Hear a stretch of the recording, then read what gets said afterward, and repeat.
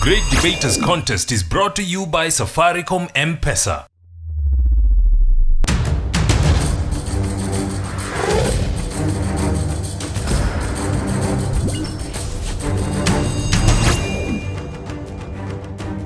After an engaging and fun season, we've come to the finale of the Great Debaters Contest Season 5. With over 320 schools participating, the contest culminates with two finalists, Aga Khan Academy Mombasa and Bishop Gatimu Ngandu Girls, battling it out for the title, The Great Debaters. The winning school will walk away with 250,000 shillings and individual students will get a tablet each. The runners-up will get 50,000 shillings each, with each student walking away with a smartphone. 10 regions, over 300 schools, and hundreds of hours of debate have all led us to this very moment. Ladies and gentlemen, welcome to the finals of the Great Debaters Contest. I am your host, Mariam Bishar. And I am Austin Yumbok. We bring you the national giants, Aga Khan Academy Mombasa and Bishop Gatimu Ngandu Girls. Their motion is, the 844 system is outdated and should be changed. Who will be the victor? We'll let the debaters take the stage and marvel us now. Proposer number 1, you have 3 minutes. Cynthia Ambio Bishop Gatimu Ngandu, proposing the motion that states 844 system is outdated and should be changed. 844 system, 8 years in primary school, 4 years in secondary school, 4 years in the university. It was introduced in 1985 to replace the 7423, which 7 years was supposed to be in primary, 4 years ordinary level, 2 years advanced level, 3 years university level. Changed, not doing away with the education system completely, but to come up with a better system, like the potential 26333 by Coach Commission. Keeping children in primary school for too long, limiting subject choice in areas of vocational and technical training.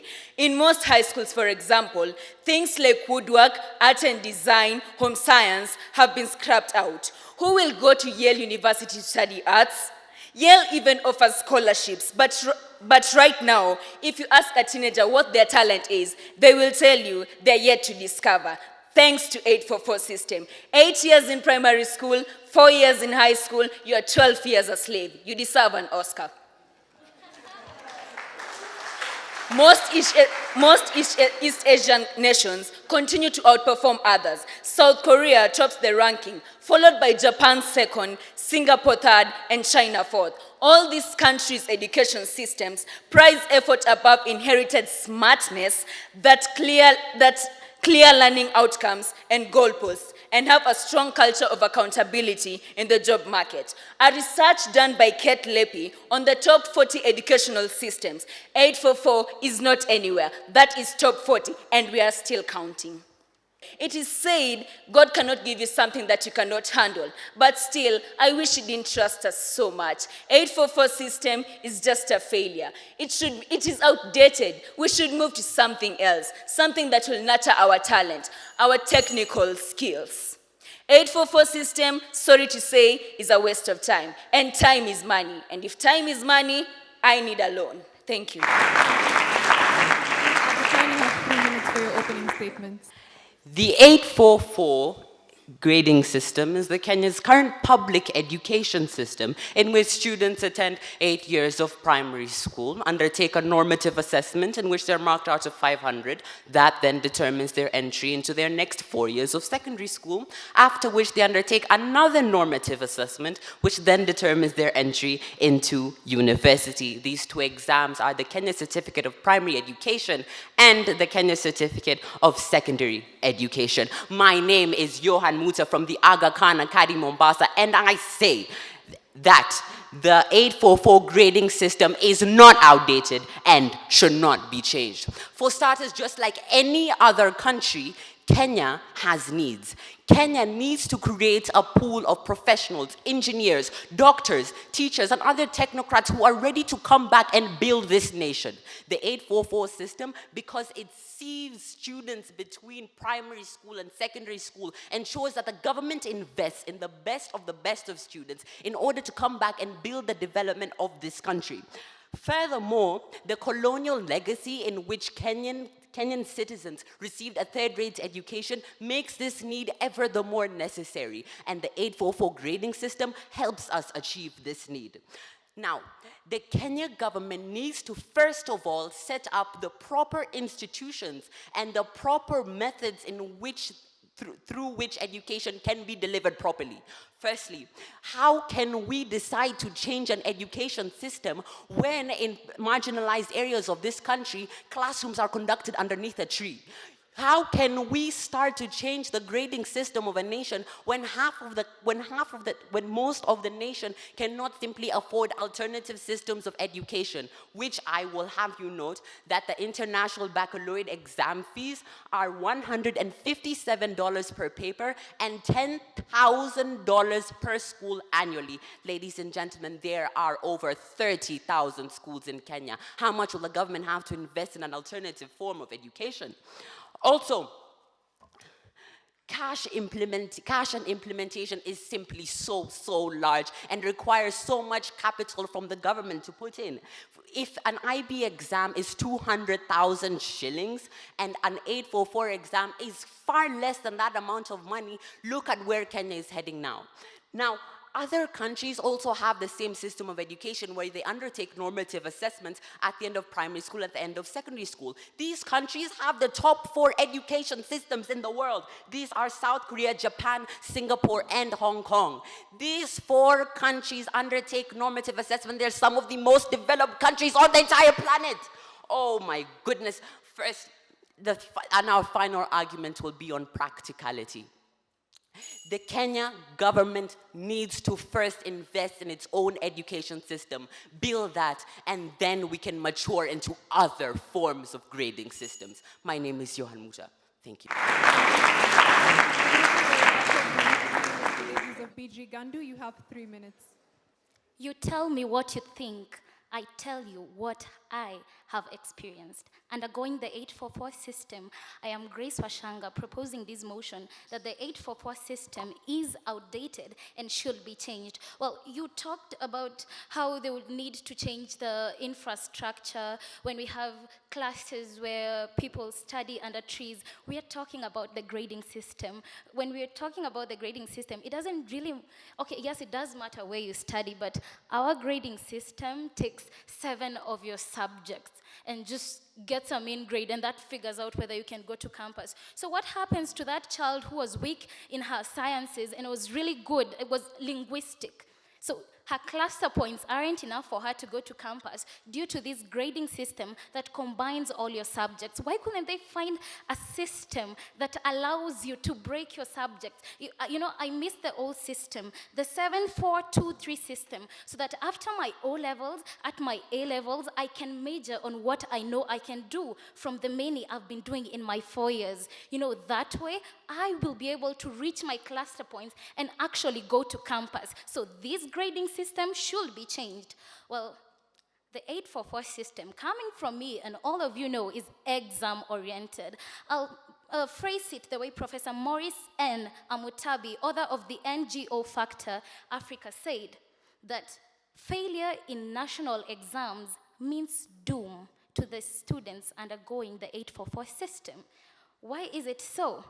That simply, if you don't get a grade that takes you to campus, if your cluster points can't get you to campus and you can't afford college, fine, it's over with. And guess what? There was no practicality in what you were learning. You didn't major on your woodwork back when it was still there, or those schools that still have it. You did so many subjects, you didn't major on those that you knew, so that even though your cluster points didn't get you to campus, you can get an entrepreneurial spirit and actually start a business. So again, the grading system, the system itself, exam-oriented, I do not like that. Well, it encourages white-collar jobs. Well, 2.3 million Kenyans are jobless, trained youths.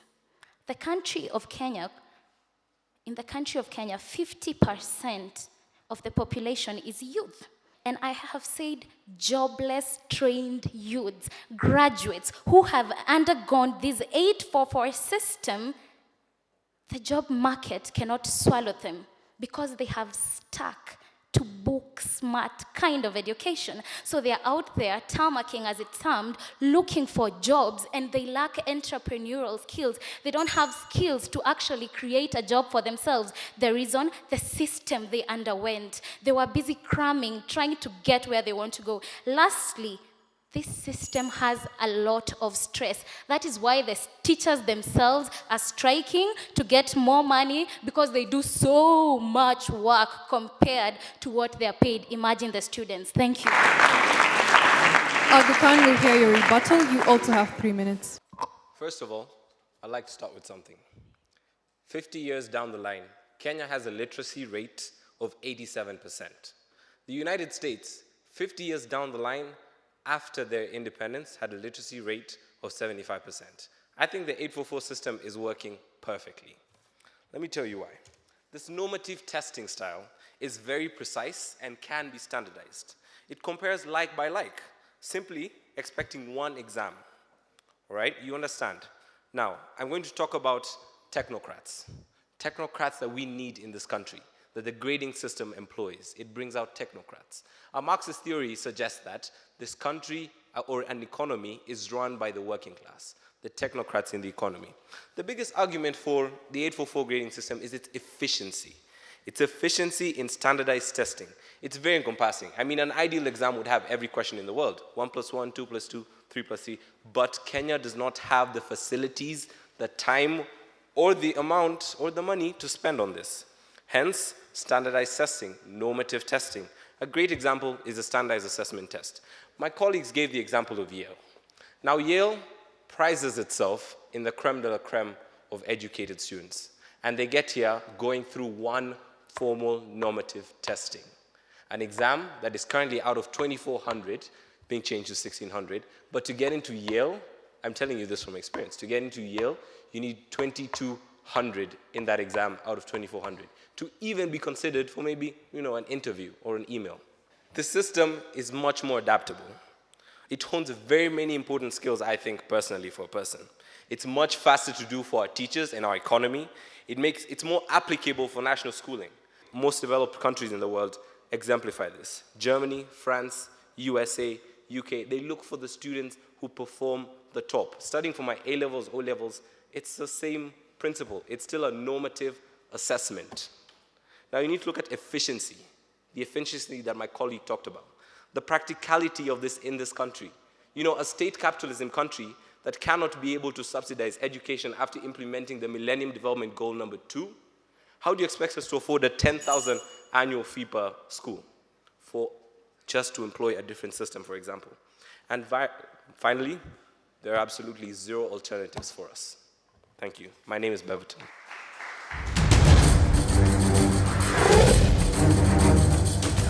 Mpesa ndio nahisi nikiwaza hizi, nivyojitolea kuipenda, bila Mpesa sina. Take part in the M Challenge by sending your short song, rap or poem about Safaricom M-Pesa on WhatsApp, and you could win 1,000 shillings in Safaricom airtime.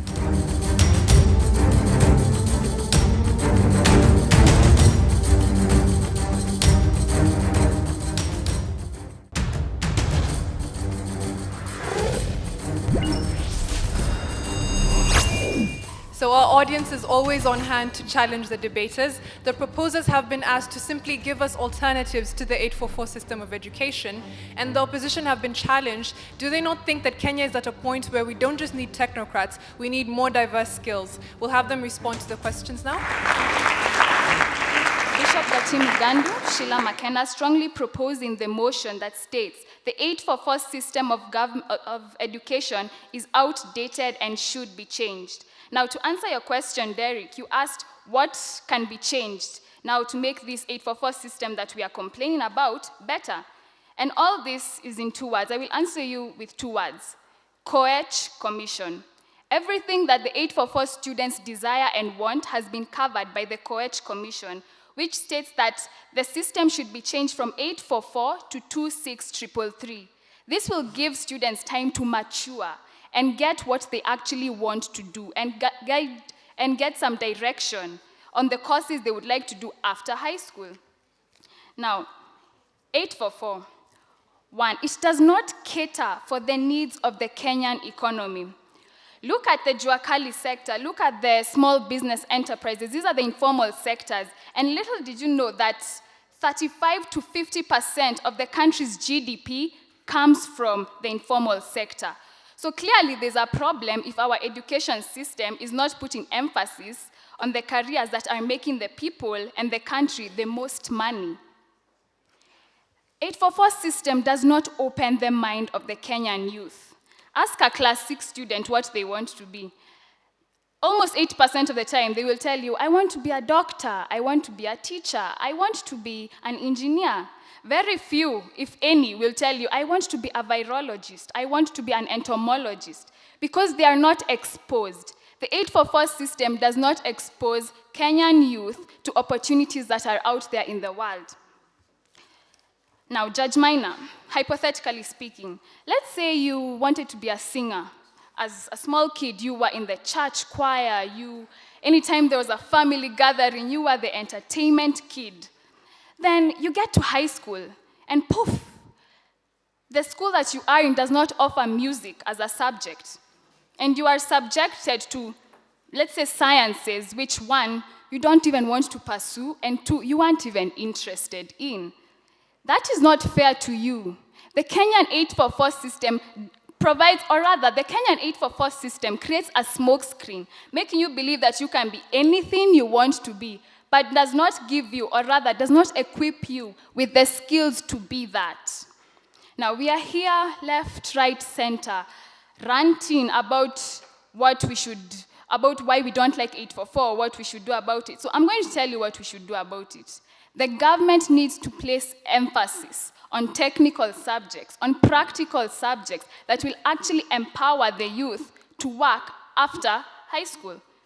Very few of us, there is a market gap, or rather not a market gap, but an employment gap in the employment sector, where if I wanted to be a doctor, it would take me 10 years.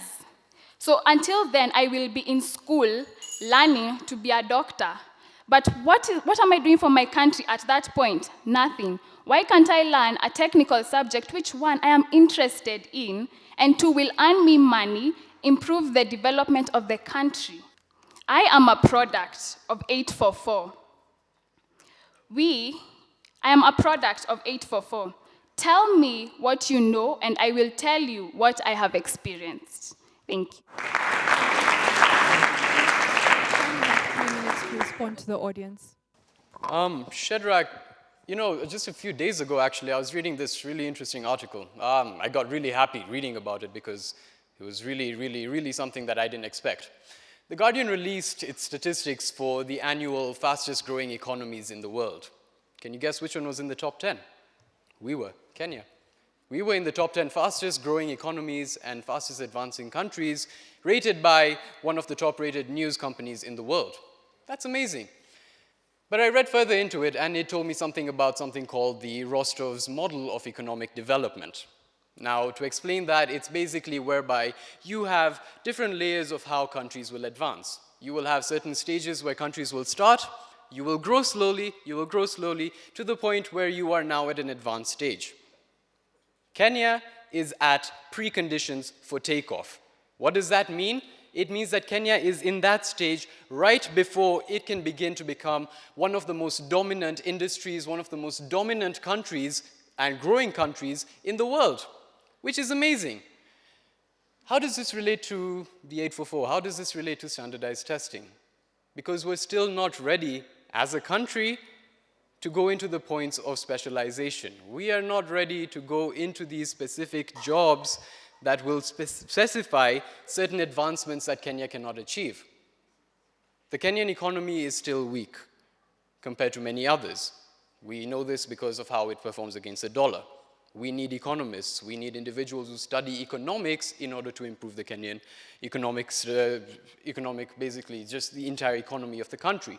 We need doctors, we need people to improve the medical systems.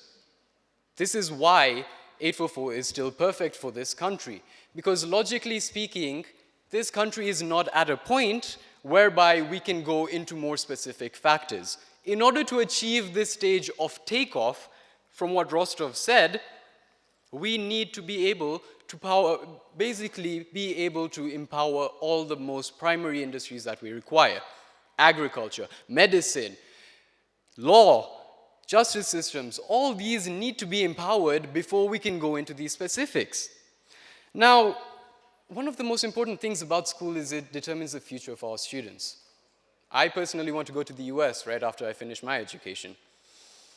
And my colleagues have already emphasized on this fact. What happens when you apply to a US university?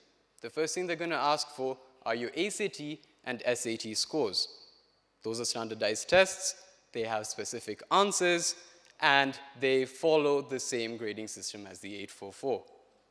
To study at the most high-level universities and institutions to get these jobs that my fellow opponents are talking about, you need standardized testing.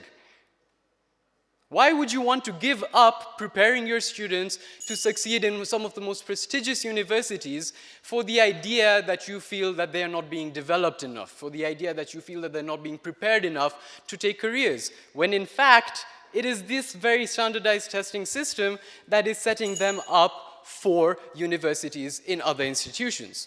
It makes absolutely no sense. I'd like to end by saying that we, as an academy, are not idealistic. We do not like to think about factors that are beyond our reach or that would be very utopian. We understand that these are things that we should be striving for, but we need to emphasize on practicality, efficiency, and alternatives. Unfortunately, the 844 system is still practical, still efficient, and there are no other alternatives for this country apart from 844.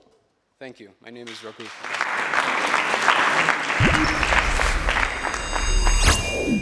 We'll now hear closing submissions. BG Ngandu, you have the floor. You have 1 minute. Some 3 poor boys from Madare slums were playing football at Uhuru Park. Well, at the same time, some 3 boys from Karen had come to take pictures of Uhuru Park from some assignment they got, and then they wanted to join the football game. So they joined them and they were playing. But as they were playing, they had the boys from Madare start complaining about the problems they go through. And a boy said about the flooding, how bad their housing is, it's so cold, it leaks when it rains. It talked about theft, talked about raping, talked about how many people get into drugs from Madare. And one of the boys from Karen, they actually backed each other up, was like, no. You are so lucky you come from there. Do you know what my father goes through? You're so lucky you don't have a car. You don't have to pay for petrol and electricity. It is so expensive. If you guys have it, you are so lucky you don't have the devices we have because we have to pay huge bills. And he continued to explain how these boys from Madare were so lucky that they did not have all these things that they needed to pay for, and how they were lucky, small as it is, they didn't have to pay major bills. The boy from Madare looked at him and told him, "You tell me what you think, and I'll tell you what I've experienced. Thank you."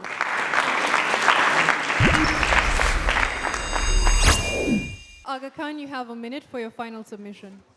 Beautiful analogy. Fortunately, I failed to see the relation between it and the topic at hand today. We have a grading system that is based on normative assessment. I emphasize normative assessment. The efficiency of this system alone, a country we already know. 87% literacy rates. That's excessive in Africa. Giving time to the cognition of work. That is what the 844 grading system does. It emphasizes you to improve your cognition. You are a knowledge creator. You're a knowledge creator when you continue with your normative assessments. It's not divided into subsectors of different subject types. It's not about that. I mean, look at the MCNBC school ranking that we previously used. South Korea, Japan, Singapore, and the autonomous region of Hong Kong. These countries are economically developed. We look to these countries for economic help. Why can't Kenya get there? And they have the same education sector. Why would I change? Now, great economies are much faster to do with more effective education. Moderated work, which they seemingly suggest, has possibilities of inaccurate marking because open-minded testing does that. It's based on an individual person's perception. We can't have an individual person's perception when we want efficiency. Thank you very much. And now, the moment we've all been waiting for. The winners of the Great Debaters Contest Season 5. get to this point, and so mine will be simple, to announce the greatest debaters for 2015. The Great Debaters 2015 goes to, drum rolls please. The Great Debaters 2015 goes to the Aga Khan Academy, Mombasa.